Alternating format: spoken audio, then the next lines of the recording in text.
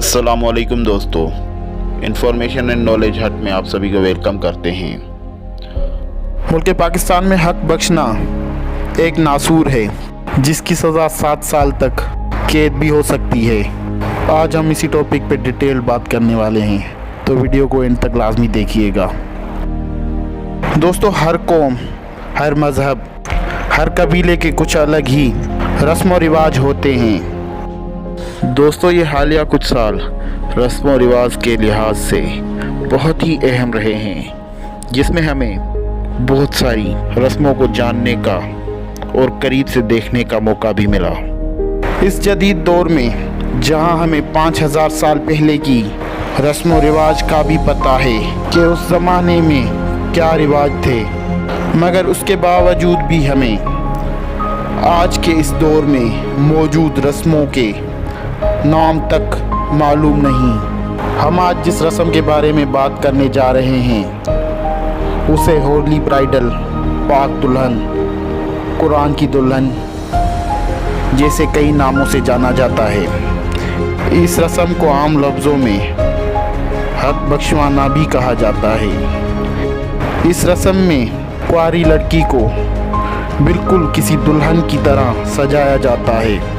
मेहमानों को दावत दी जाती है, मेहंदी खाना पीना, कहीं पर तो नाच गाना भी होता है, बिल्कुल उसी तरह जैसे कोई आम शादी के इंतज़ाम किए जाते हैं, बिल्कुल उसी तरह। मगर यहाँ पे फ़र्क सिर्फ ये होता है कि दूल्हे की जगह मुस्लिम्स की पाक किताब कुरान मजीद होता है, जिससे लड़की का निकाह करवाया जाता है। नौज़ बिल्लाह। ये निकाह एक अहद या कसम होता है जिसके बाद लड़की किसी भी मर्द से शादी नहीं कर सकती।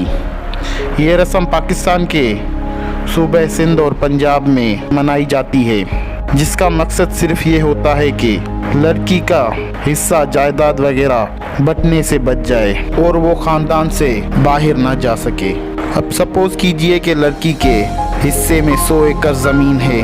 अगर लड़की किसी मर्द से शादी कर लेगी तो वो अपना हक मांगेगी।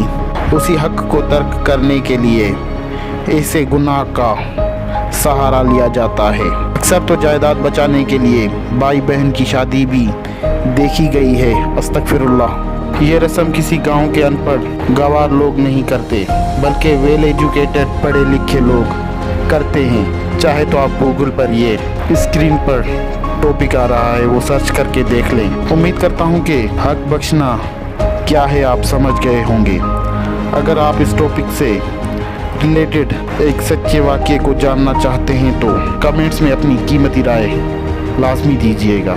इंशाल्लाह मुलाकात होती है नेक्स्ट वीडियो के साथ। तब तक के लिए अल्लाह हाफिज़।